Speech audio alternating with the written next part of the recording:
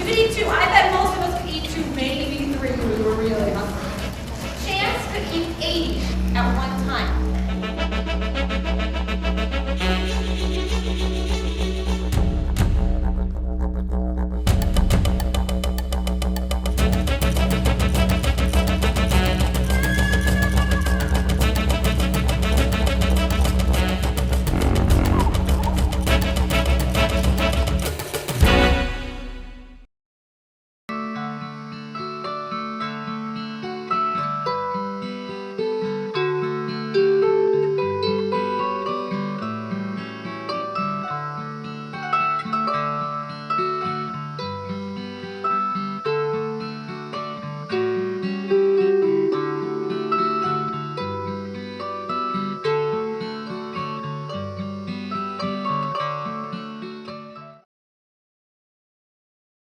Sharing nature with kids is the most enjoyable and rewarding part of my role as a teacher. Experience has taught me that the most effective education is a combination of book learning and hands-on activities. The classroom skills of reading, taking notes, studying for tests, and taking part in discussions have always been important. And now with the government's emphasis on test results, those skills are more important than ever. But hands-on activities are just as important. Benjamin Franklin said, "Tell me, and I forget. Teach me, and I remember. Involve me, and I learn." Watching students stick their upper body into the entrance of a black bear den, where they can observe a tranquilized mother bear in her natural setting before researchers carefully remove her to measure, wear, check her health, and attach a new radio collar, is an experience not easily forgotten. The smile on a student's face when handed a bear cub to hold and keep warm is pretty hard to duplicate back in the classroom. Putting students and parents in blinds to observe and photograph prairie chickens booming becomes as much a Minnesota history lesson as it is a wildlife study. It leads to classroom discussions on land use, changes in habitat, limiting factors, and the human role that has had negative as well as positive effects on this species over the past century.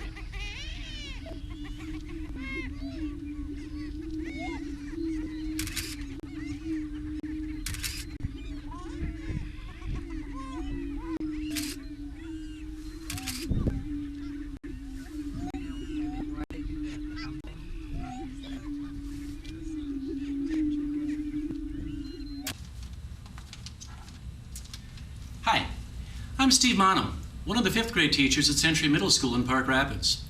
Today on Through the Lens, we're going to be taking a close look at some of the environmental education units that our 5th graders are involved with during the school year. Our introduction gave you a glance at a variety of activities, and now we'll take a closer look at 3 of those units. We'll emphasize the educational partnership between school and community, which has enabled us to offer many of these experiences to our students. A good example is our partnership with the Mantrap Valley Conservation Club.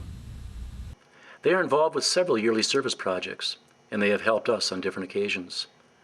Last fall, we wanted to release a rehabilitated bald eagle at our school, but there was a cost for shipping it up from the Raptor Center in the cities. The Conservation Club paid the fee, and in October, Pat Oldham from Bemidji picked up the eagle at the Bemidji Airport, drove down to Park Rapids, and made a presentation to our students. She explained that the eagle's injury was the result of swallowing a fishhook. We were even able to see the x-rays. Pat then released the eagle as all of us watched and cheered. That's just one way the Conservation Club has supported us. Their largest contribution, year after year, has been the pieces for our birdhouses. It began with enough materials for one science class, and that first year we built them right in the classroom. For the next 3 years we expanded to 2 science classes as the Department of Natural Resources matched the materials donated by the club, and we moved into the industrial arts room. Even though we were reaching 2 groups of 5th graders, we had 6 groups in all. It's always our goal to reach all students, and sometimes that means starting small and working up to it. Well, somewhere along the line, the president of the Conservation Club asked what it would take to furnish a birdhouse for each student. That year we had 161 5th graders, and from that point on, this yearly donation has reached every one of them. At that time, we moved to our current location in the Environmental Education Building at the Hubbard County Fairgrounds. What began as a small construction project has evolved into much more. On the day we build the houses, parents, DNR workers, and members of the Mantrap Valley Conservation Club are there to help. It has become our way of bringing generations together for a project to benefit wildlife. Most birdhouses go home with the students, while others have been used to start our Bluebird Trail at school. We are fortunate enough to have a new K-8 building on the edge of town and surrounded by over 100 acres of property. In our landscaping committee, our master gardeners and students have planted trees, flowers, and shrubs to beautify the area and improve the habitat for wildlife. Some of the land has been seeded into long stem and short stem prairie grass, while corn and beans have been planted on other acres. The openness has made a nice setting for our Bluebird Trail. Back in the classroom, we use information from Cornell University and journey north to study bluebirds.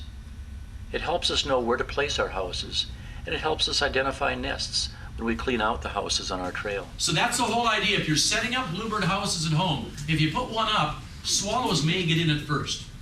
A lot of times they'll be back or they'll start nesting before bluebirds will.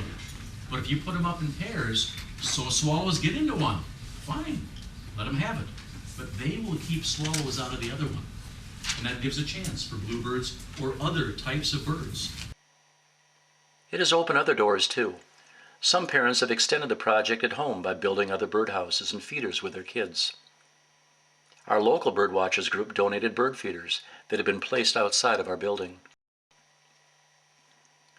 Future plans include extending our Bluebird Trail while expanding our monitoring and data collecting.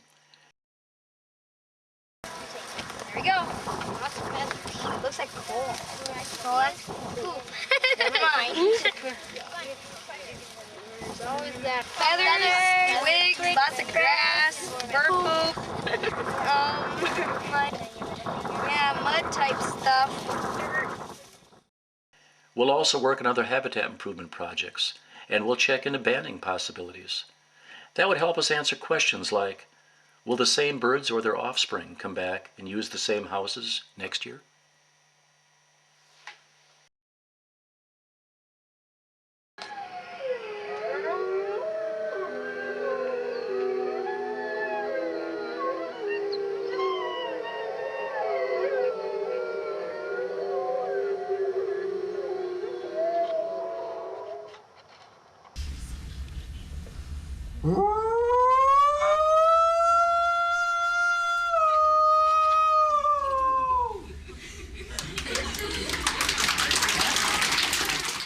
In the early 1990s, our local chapter of Minnesota Deer Hunters presented us with a donation of a large mammal learning kit.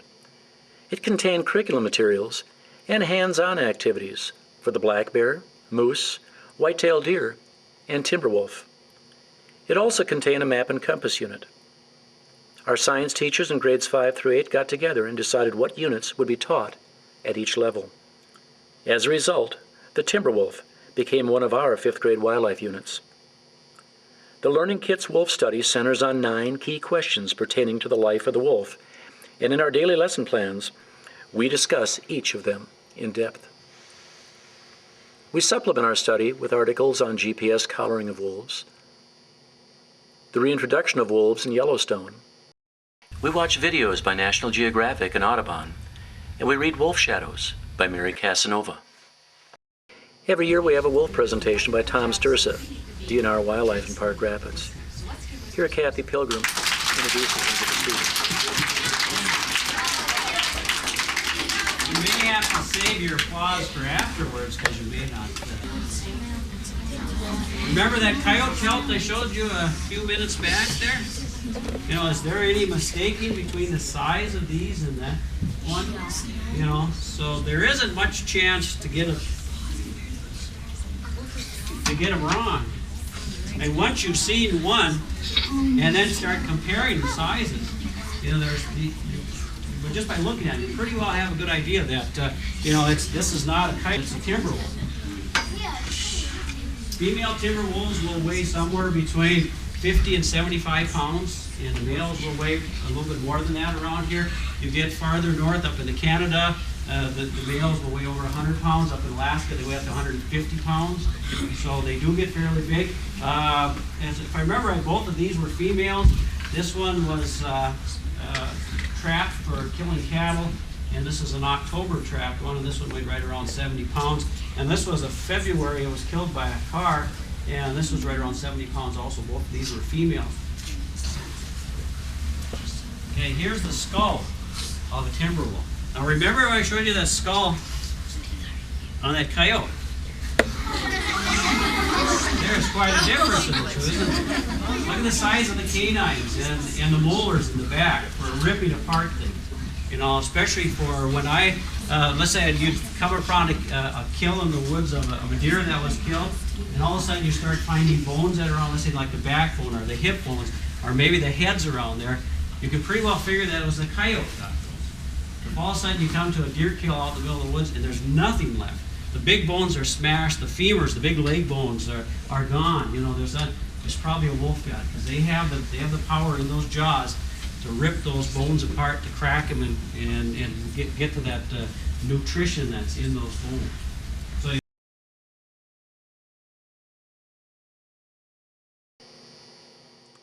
Last year we added to our unit by having Amy K. Kerber and Barb Spears bring in 2 live Arctic wolves, Chance and Jacona.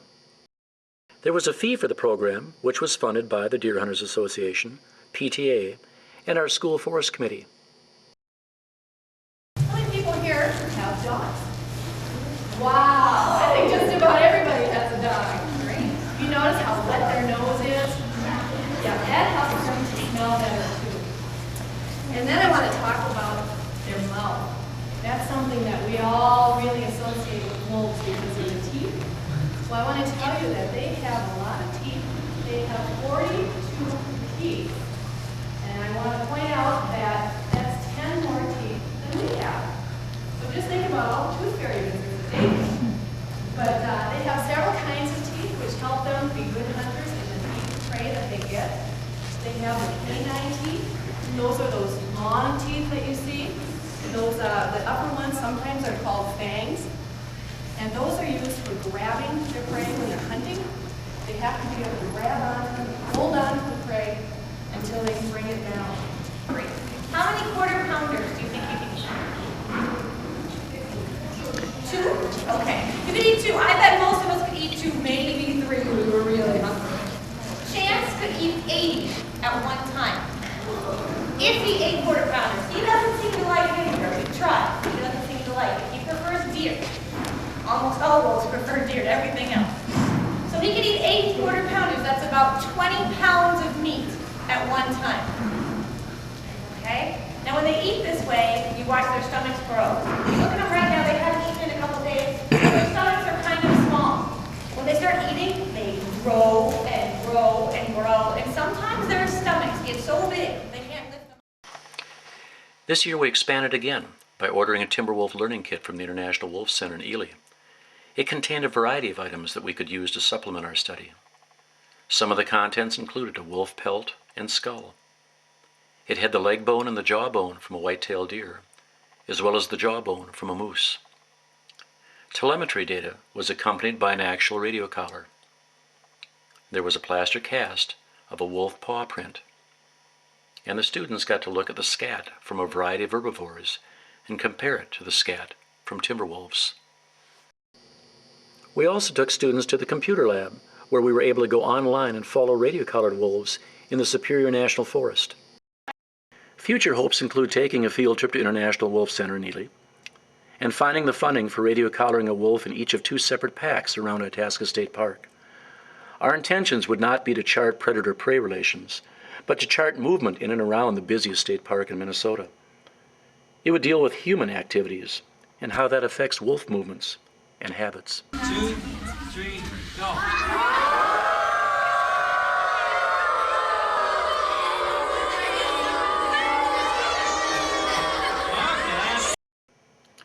Our Bluebird and Timberwolf units are at the point where they are reaching every 5th grade student. Now that doesn't mean they still won't go through changes, but we've come a long way since their introduction. Our goose study is an example of a work in progress, and it's not yet reaching everyone. It began about 10 years ago with our summer goose banding field trip. Rounding up geese is basically like a cattle drive on water. The geese are found and herded onto land where they can be corralled. July is chosen because the adult birds are molting, and the young birds don't have their flight feathers yet. Once the geese are corralled, banders take their places. Students bring the birds to the banders, who will check to see if the goose is male or female before banding it.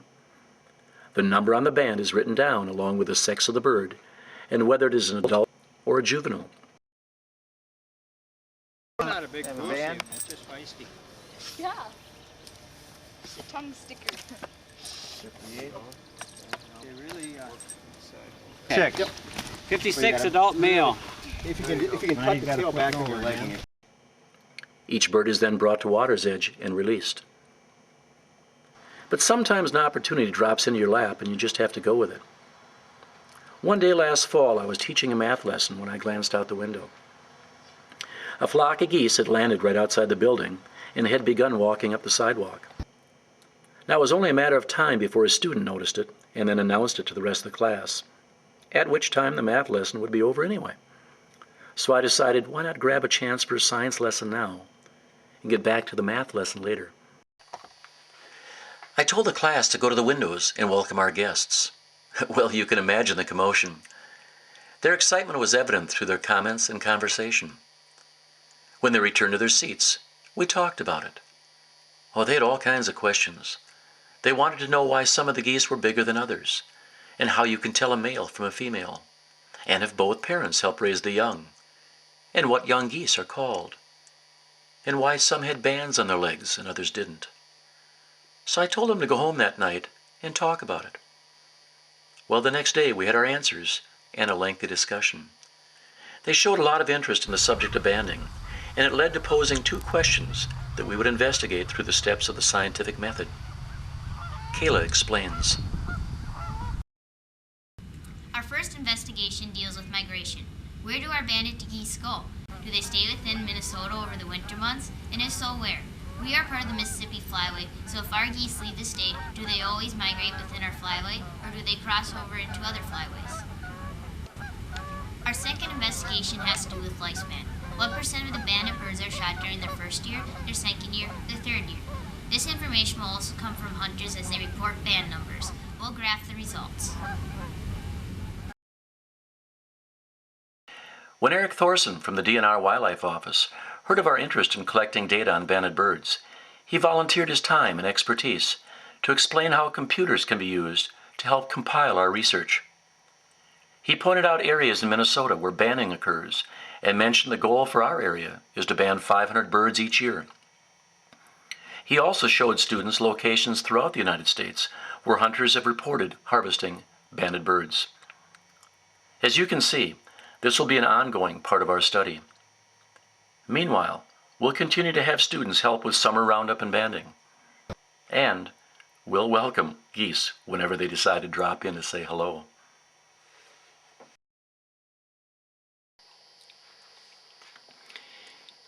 Anyone can dream and have great intentions, but it's coming up with an idea and it's seeing it through. It's planning it and actually doing it that counts. Everything you've seen here today began with that initial step of wishful thinking. And it hasn't happened because of the efforts of just 1 or 2 individuals.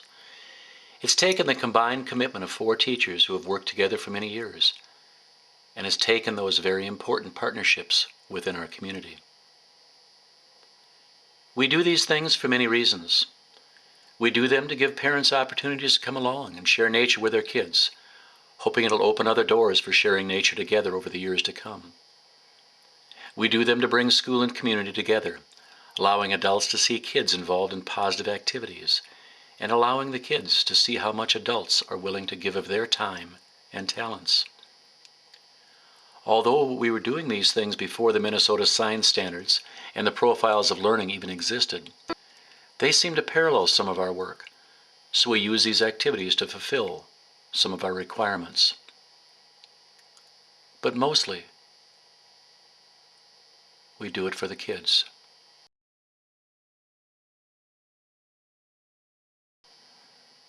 These studies allow them to get up close and personal with different wildlife species. It allows them to rub elbows with researchers and ask questions about their work, while at the same time showing possible future professions. It also helps us put the scientific method to use by posing questions, collecting data, analyzing and displaying our findings, and formulating conclusions. We do it for all those reasons, but just importantly, we do it for the smiles and the memories.